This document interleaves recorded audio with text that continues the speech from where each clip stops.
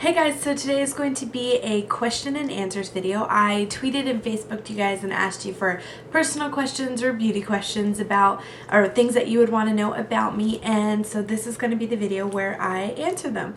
Okay, so the first question is actually from Twitter, and I actually was asked this quite a bit. It was probably the most popular question that I got from Twitter and Facebook, and so the first person that asked me it was Lisa_K_11, and it was, how did you and Andres meet? So pretty much we have been together as of this past June 21st to be exact, for 6 years, and we have almost been married a year. It's crazy when I actually think about it. But how did we actually first meet? We actually first met at Olive Garden, and I don't know if I've ever told you guys this or not, but that was my first serving job.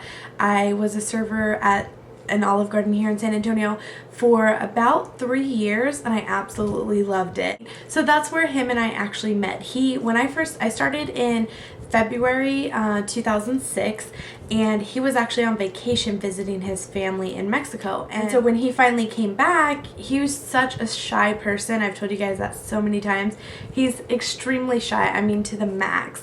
Unless he's very comfortable with you, he's like a piece of furniture in the room. He absolutely does not interact unless he has to. So it was weird for me seeing him as a server, and the manager used to team us up together a lot. And so one day he invited me to go tubing with him and some people from work, and I stood him up. I know, I was so horrible. He swears that he texted and he called me to verify that I was coming, but I never got a text message or a phone call from him saying that, where we were supposed to meet up or anything. So I didn't mean to, but he says he always jokes with me that I stood him up on our first date. So one night he asked me if I wanted to go to the movies, so I went to the movies with him, and it just kind of progressed from there. And yeah, that's how we met each other and fell in love. I always have fond memories of Olive Garden from now until forever. Okay, so another question from Twitter. The username is TheOtherAshby. She asked, where did you meet your best friend?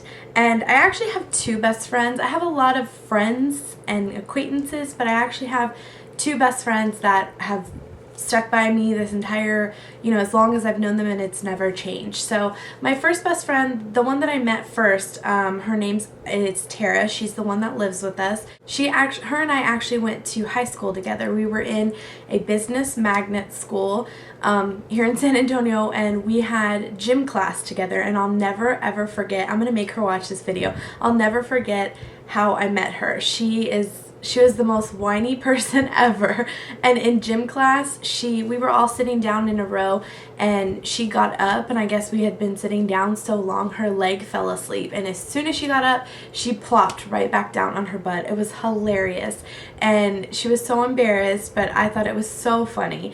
And we also had I was a big nerd in high school. We also had a lot of AP classes and honors classes together, so we had AP English, and in English our freshman year, she was such a brat. She had a headache one day, and I was sitting around with my friends, and she had her head down on the desk, and in high school I was very loud and obnoxious. Not really much has changed, but I was even worse in high school. And so she had a headache, and she looked up at us and said, can you guys can you guys shut up? I have a headache.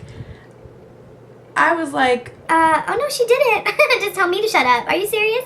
So honestly, from then on, once I saw her funny side in gym class when she fell on her butt, we just started to become best friends. Her family and my family got along great.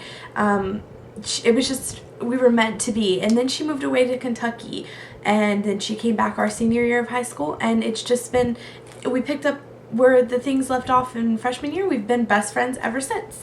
Now my other best friend, the one that I talk about a lot, also, her name's Heidi. She lives in El Paso. I've told you guys this before. Her husband's stationed there because he's in the Army. I met her, we actually started working she was working at Sonic Drive-In. That was my very first job before I was, because she's a year older than I am. She was working there, and my friend at the time, her stepdad owned that Sonic, and so he let me work there, gave me the job, and her and I just became good friends. I don't know, we clicked. She's hilarious. I absolutely love her to death. She's the one that actually got me started into YouTube, and it just, I don't know, we have so much fun together. I told you guys this in another video. We're like the exact same person. We love the same things.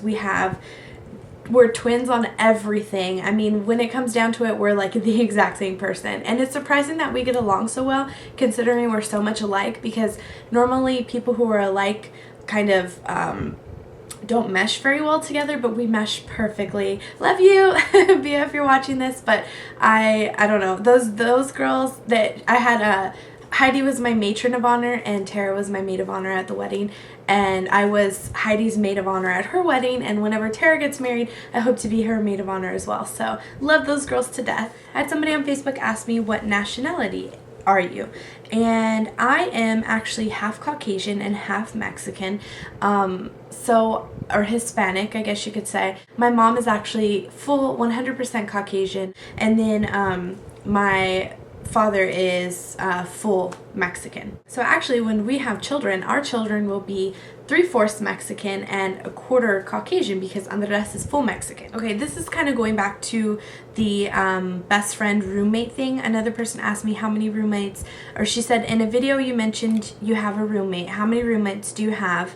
And okay, that's a different question. How many roommates do you have? I actually just have one roommate. The reason that she's living with us, because I had somebody else ask why I have a roommate. You know, because it's just kind of weird for a married couple to have a roommate, and that's totally true. When we bought this house in September of 2009, and it's a 3-bedroom, 2.5 bath with a living room and a loft, and it has a formal dining room and then a kitchen. So the whole square footage of the house is like 2,200 square feet, something like that. So it's entirely too big of a house for just the two of us. I mean, we moved from a 1-bedroom apartment to this big old house. So definitely is too much room. We don't have a roommate for monetary purposes. I mean, I'm not trying to be anything, but we don't need the money in that aspect. The reason that she lives with us is because when she's actually been here for a year and 9 months now. She moved in January 2011, and she needed a place to stay is pretty much what happened. She was transitioning from living in an apartment that she had multiple roommates, and she needed somewhere to stay kind of in transition to a new place, and she just has stayed since. I mean, she's actually the perfect roommate to have because she's never home. I mean, literally she pays rent per month to store her things here. I love her to death. Like I said, we've been best friends for years, but she's never home. She already knows, like, if I needed her to move out for any reason, she would have no problem moving out whatsoever. We have an understanding. So it's convenient for her and it's convenient for us. The other Ashby on Twitter also asked me, what movie can you watch over and over and over again? That is a tie. I would say Pretty Woman and Titanic are my all two favorite movies. Those are movies that I can, Pretty Woman more than anything though, I can watch, and I have watched literally probably 50 to 60 on up times. I can, it's so funny because I memorize the lines so much that I could just say it no matter what. Like, what's that movie that Julia Roberts was in? She was passing Rodeo Drive, the shop, at the end of the movie. I can't remember what the movie is, but it was some movie that she was in, and she was passing the Rodeo Drive shops, and she quoted a line from Pretty Woman, and I just thought it was hilarious because I quoted the line as she was saying it, and then the rest was like, what is wrong with you? I'm like, that's from Pretty Woman. I love that movie. Okay, Gracie from Facebook asks, what's your most embarrassing moment? That's actually really funny. And she actually asked if you could have anything in the world to eat right now, what would it be? Ice cream. Ice cream is my favorite snack ever. So what's my most embarrassing moment? Actually, it was when I was a teenager, which if you guys don't know, I'm 25. So it was a while back. I want to say I was 16 or 17. I was old enough to know better. The front of my mom's porch is like a cement, or not a cement. Well, yeah, it's like a cement, but it's like a flush cement with her house. And it's very slippery when it gets wet. So one day it was raining, and I went up there. I had a snow cone. I don't know if you guys have the like little snow cone huts where you live, but we have one here. It's called Mr. Cool. Oh my god, amazing snow cones ever. But I had a snow cone in my hand and I went to go walk up. I had chanclas on, and I am the type of person that wears chanclas year round no matter what the weather.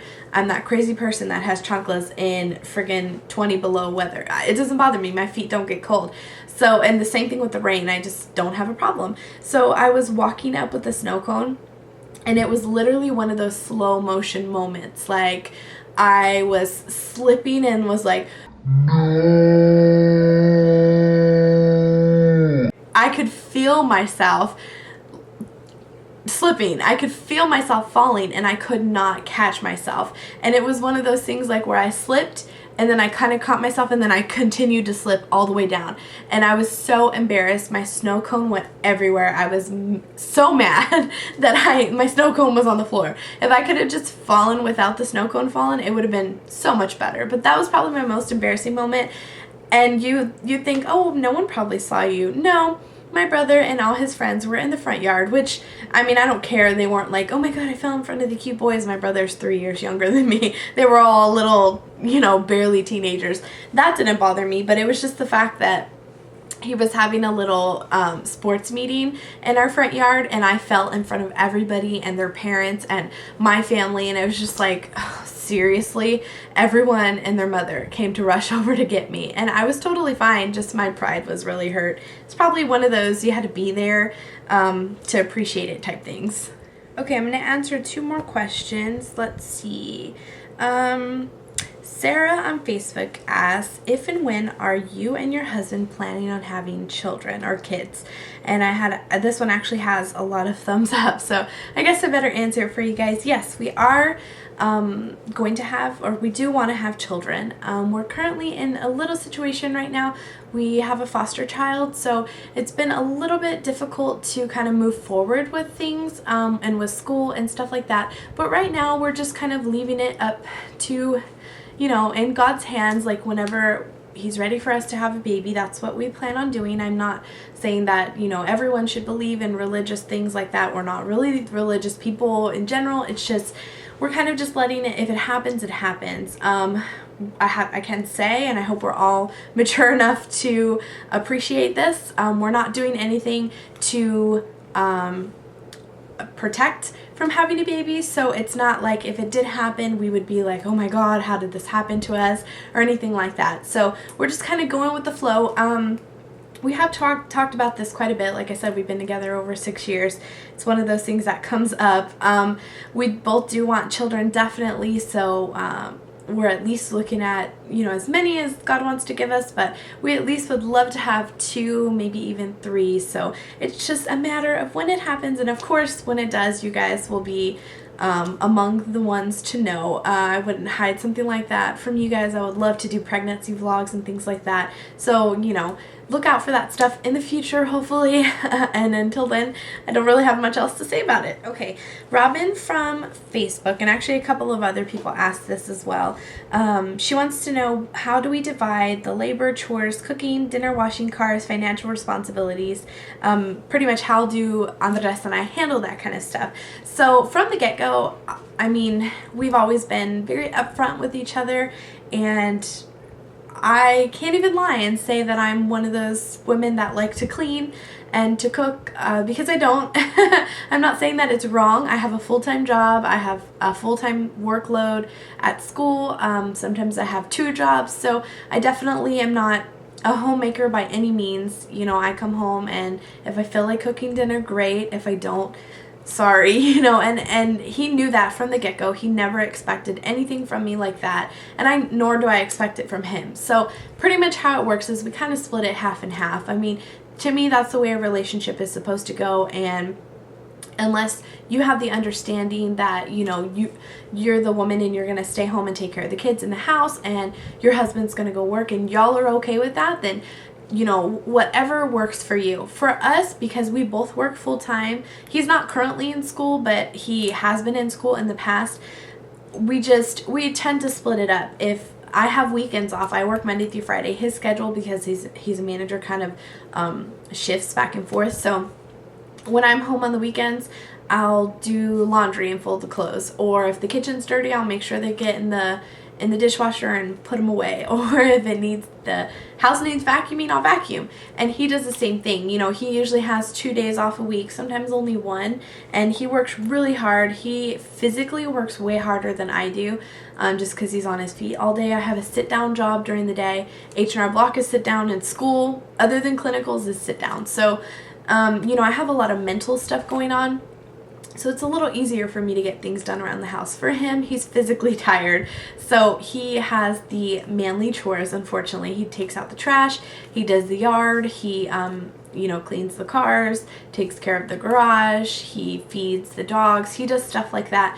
And I do more of the domesticated things. As far as dinner goes, we kind of switch it up a little bit. A lot of times I don't get home till super late, so a lot of times he'll have to kind of fend for himself, and I'll fend for myself. So, you know, not a big deal. It's something that we have been used to for years. It kind of works in our patterns and stuff like that.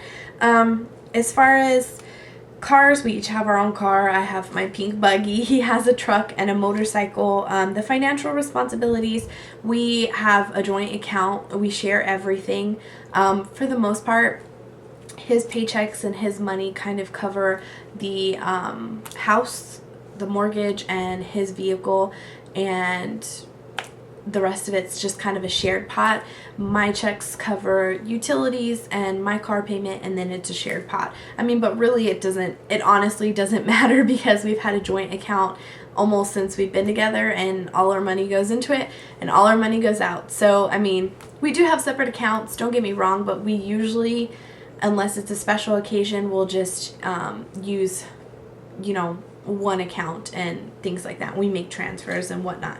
So yeah, I hope you guys enjoyed this video.